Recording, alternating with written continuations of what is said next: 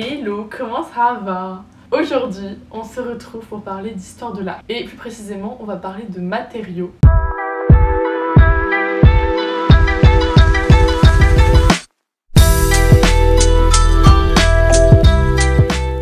On va se demander quel est le plus beau matériau pour sculpter, pour construire, tout ça. Lequel ça peut être? Roulement de tambour. J'ai nommé le marbre. Les gars, le marbre, c'est magnifique.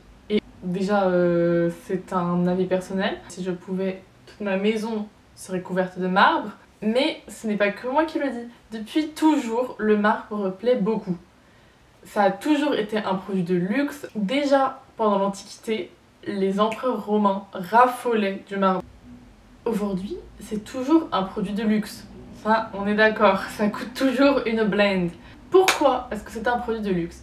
Eh ben, d'abord, c'est quand même un produit qu'il faut majoritairement importer parce que les plus beaux en termes d'esthétisme et les plus qualitatifs se trouvent pour la plupart en Italie et en Grèce. Vous avez peut-être déjà entendu parler du marbre de Carrare, qui est une carrière au nord de l'Italie, dans laquelle on trouve du marbre tout blanc. En fait, il n'y a pas beaucoup de carrières de marbre qui soient complètement blanches et unies. En général, il y a des veines. Nous, on trouve ça très beau aujourd'hui, mais c'est vrai que par exemple, quand vous voulez faire de la sculpture, c'est pas mal pratique. Enfin, non, il y a des sculptures veinées qui sont très jolies, mais avoir un marbre uni, c'est quand même pas mal. Depuis l'Antiquité, la carrière de Carrare est exploitée. Il faut réussir à détacher les blocs de la carrière. Donc c'est plus ou moins facile en fonction de si vous êtes sur une plaine, sur une falaise. Et ensuite, il faut transporter le matériau. Et ça, c'est pas simple non plus. Le marbre, c'est à la fois un matériau très lourd et en même temps très très fragile. Et donc ça demande des précautions de transport assez considérables. Une fois le marbre arrivé à sa destination, il va falloir le travailler. Et ça, c'est le rôle du marbrier. Bon, parfois, il est aidé de sculpteurs qui font les ornementations, tout ça. Pour ça, il faut un très grand savoir-faire, puisqu'il faut vraiment avoir une bonne connaissance de la pierre, sachant que chaque marbre est différent à travailler. Plus c'est veiné, plus c'est difficile à travailler, parce que plus la roche peut exploser, je crois. Je suis pas spécialiste, hein, j'ai pas non plus... je suis pas marbrière. En gros, je crois que plus il y a de veines, plus c'est fragile, et donc plus ça va être difficile de sculpter en profondeur. Donc il y a plusieurs étapes dans ce travail. D'abord, il faut scier les blocs, forcément. Ça se fait directement dans la carrière, donc avec les dimensions qu'on veut. Une fois que c'est arrivé dans les ateliers, d'abord on a l'étape de l'équarrissage qui se fait au marteau ou au ciseau, qui consiste à donner la forme voulue. Ensuite, on a le polissage. Le polissage, ça sert vraiment à lisser en fait la pierre. Ensuite, on a le masticage, qui consiste à colmater certains petits trous, certaines fissures qui auraient été faites pendant qu'on a sculpté le bloc en fait, parce que je vous dis c'est tellement fragile qu'en fait ça arrive très très souvent qu'il y ait des petits trous, des petites fissures, et c'est pas pour autant qu'on va jeter le bloc parce que ça coûte trop cher. Et donc, en fait, on va colmater ça avec un espèce de joint. Et en vrai, ça se voit quasiment pas. Enfin, quand vous le savez, que vous vous approchez, vous voyez que... Enfin, on peut apercevoir les fissures. Mais en général, c'est bien fait, ça se voit pas trop. L'étape suivante, c'est d'adoucir. C'est-à-dire qu'on va à nouveau, en fait, polir, mais de façon encore plus fine. Vous voyez les grandes tables de marbre et tout, qui sont toutes lisses. Et ben, c'est des heures et des heures de ponçage et d'adoucissage. Je sais pas si ça se dit. Ensuite, il faut lustrer l'objet, c'est-à-dire qu'il faut le frotter quoi, pour que vraiment ça brille et ça ait l'aspect que nous on connaît du marbre. Et puis ensuite vient la pose, qui est un moment très délicat évidemment, puisque comme je vous ai dit, le matériau est très précieux, ça a demandé beaucoup de savoir-faire, des heures de travail. Donc c'est un matériau qui vient de loin et en plus ça demande un énorme savoir-faire. Voilà, c'est pour ça que c'est aussi luxueux et que c'est aussi cher le marbre. À présent, pour illustrer un petit peu tout ça et voir plus concrètement ce qu'on peut réaliser en marbre et le caractère exceptionnel du matériau, on va parler d'un monument qui est une sorte de palais des marbres. Il s'agit du château de Versailles.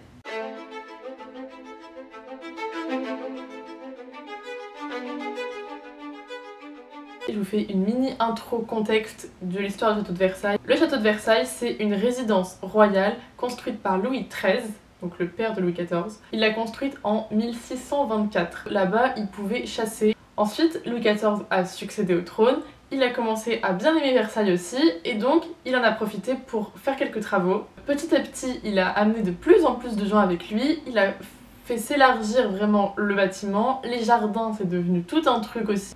Jusqu'à ce qu'en 1682, il a même déplacé la capitale de France, de Paris à Versailles. Comme la capitale est Versailles, il fallait de quoi loger le roi, la reine, la famille royale, la cour, et même la vie politique. Le château a eu énormément de travaux successifs, pour autant les gens habitaient là-bas quand même, parce que vraiment c'était des réaménagements tout le temps en permanence, il y avait énormément d'ouvriers à Versailles. D'ailleurs ça devait pas être très confortable comme vie, parce qu'il devait y avoir beaucoup de bruit, de passage, de mouvements et tout. Tout le savoir-faire français était au service de ce château. Les plus beaux matériaux, les plus belles techniques, tout était là. Et ce château est vraiment l'expression de la richesse, de la puissance et du goût de Louis XIV. Ce château va émerveiller toutes les cours européennes qui vont vraiment s'extasier devant, parfois essayer de reproduire, de s'inspirer, parce que vraiment c'était le plus beau château qu'on pouvait voir à l'époque. C'est Louis XIV lui-même qui a décidé d'orner son palais de marbre. Il voulait véhiculer cette image qu'ont véhiculé les empereurs romains, c'est-à-dire cette toute-puissance, cette force, cette richesse.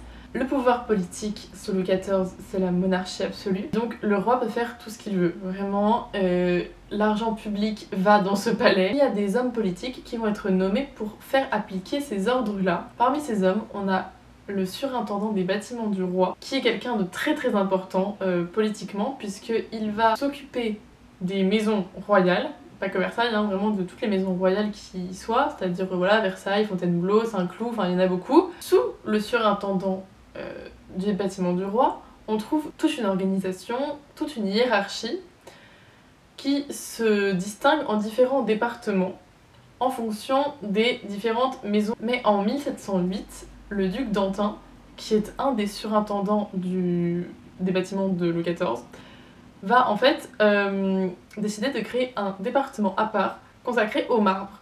Tellement c'est une préoccupation, tellement c'est toute une organisation le marbre. Et pour s'assurer qu'il n'y ait aucun souci, qu'on soit très efficace, on crée une organisation à part. Donc Louis XIV veut du marbre chez lui, mais il se trouve que le marbre, comme je vous ai dit, c'est très coûteux parce qu'il faut l'importer. Le roi va lancer des recherches de carrière de marbre en France pour essayer de subvenir à ses besoins sans avoir recours à l'Italie notamment. On va trouver notamment une carrière dans le sud de la France qui est Saint-Béat. Le marbre de Saint-Béat, il est particulièrement intéressant puisqu'il est tout blanc. Alors on a eu l'espoir de concurrencer le marbre de Carrare. On va réaliser quelques sculptures, quelques éléments architecturaux en marbre de Saint-Béat, mais ça ne sera pas une réussite vraiment, puisque le marbre n'est pas d'assez bonne qualité en fait, et donc on va pas pouvoir se passer du marbre de Carrare. Ce qui montre donc que le roi, en termes de marbre, aurait aimé évidemment que ça coûte moins cher, mais sa politique est avant tout une politique d'excellence, pas forcément une politique française. Il recrute le meilleur savoir-faire, et en l'occurrence, à l'époque, au XVIIe siècle, le meilleur savoir-faire, il vient du pays d'entre Sambre et Meuse, qui est aujourd'hui à peu près l'actuelle Belgique. On va avoir, dans la deuxième moitié du XVIIe siècle, un grand nombre de marbriers qui vont arriver à Versailles, à Paris, à Versailles, qui vont être naturalisés français parce que le roi veut les meilleurs, le meilleur savoir-faire pour réaliser son palais. Alors qu'est-ce qu'on peut réaliser en marbre? On peut réaliser de la statuaire. Aujourd'hui on ne va pas parler de statuaire, mais on va parler vraiment du décor un petit peu plus constitutif. Les ouvrages en marbre sont principalement des cheminées, des pavements et des lambris, qui sont des éléments qui décorent les murs. Pour ça, on va parler de la galerie des glaces. C'est une galerie donc, qui se situe au premier étage du château. Elle est entourée à ses extrémités, donc en fait aux angles du château. Elle est entourée du salon de la guerre et du salon de la paix. Et le tout forme un ensemble architectural qui en termes d'harmonie et tout, fonctionne vraiment ensemble, en termes de décor, en termes de couleurs. Sa construction a lieu entre 1678 et 1684. Ma caméra a coupé, j'espère que ça change pas trop. Ok, donc la Galerie des Glaces. Cette galerie est évidemment connue pour ses miroirs, ses glaces. Il y en a 357. Elles ont été fabriquées dans une manufacture parisienne. Les miroirs, c'est quand même une technique qui venait d'arriver en France. Enfin, c'était vraiment très nouveau. Donc ça demandait un grand savoir-faire et c'était vraiment, enfin, à nouveau, une production luxueuse qui montrait vraiment le prestige, la puissance du roi. Le sol, il est en parquet et le plafond, c'est un plafond peint par Charles Lebrun, qui est un des peintres les plus importants du XVIIe siècle. C'était le premier peintre du roi, donc voilà, un statut quand même pas mal. On considère que c'est l'apogée de sa carrière, qu'il a réalisé un plafond qui représente le roi lui-même. Le reste des murs est complètement couvert de marbre. Ce sont les fameux lambris. Le fond, c'est du marbre blanc. On a des pilastres et des colonnes qui sont en marbre rouge, qu'on appelle le marbre de Rance, qui est vraiment un marbre très employé à Versailles. C'est vraiment le marbre qui fait un peu l'harmonie architecturale du château. Les bases et les chapiteaux de ces colonnes pilastres sont en bronze doré, ce qui rajoute encore une couche de luxe. Au niveau des soubassements, donc qui est vraiment la partie basse des murs, on a une simèse en haut et une plinthe. Bon, la plinthe vous connaissez. Ces deux parties sont faites en saran-colin. C'est un marbre un petit peu beige qui est très veiné. Et puis le reste des lambris est réalisé en verre campant ou en campant grand mélange. C'est pas tout à fait la même chose, puisque le verre campant est vert avec des veines blanches, alors que le campant grand mélange c'est vert et un peu violet avec des veines blanches aussi. Et on va trouver ces deux marbres dans la galerie, disposés de façon ni symétrique ni vraiment logique. Ça vient du fait que les ordres n'ont pas été donnés très clairement aux artisans et qu'on leur a dit de réaliser des lambris en campant. Et on leur a pas précisé verre campant ou campant grand mélange. Donc, chacun a fait à sa façon. On n'a pas le temps de tout reprendre et puis ça coûte cher. Ça explique donc en fait cette incohérence de couleurs. Alors aujourd'hui, en vrai, si vous y allez et que vous savez pas, ça se remarque pas du tout. Il y a vraiment une très belle harmonie. Mais si vous avez l'œil et que vous regardez, on voit quand même nettement une différence de couleur. Ça permet de voir aussi un autre aspect de Versailles qui est qu'effectivement ce palais il est magnifique, il est très beau, avec les plus beaux matériaux, les plus belles techniques, le meilleur savoir-faire. Mais comme c'est un chantier qui a dû se faire très rapidement, on a régulièrement, enfin de temps en temps, des petites incohérences, des petites erreurs qui ont été rattrapées comme on pouvait.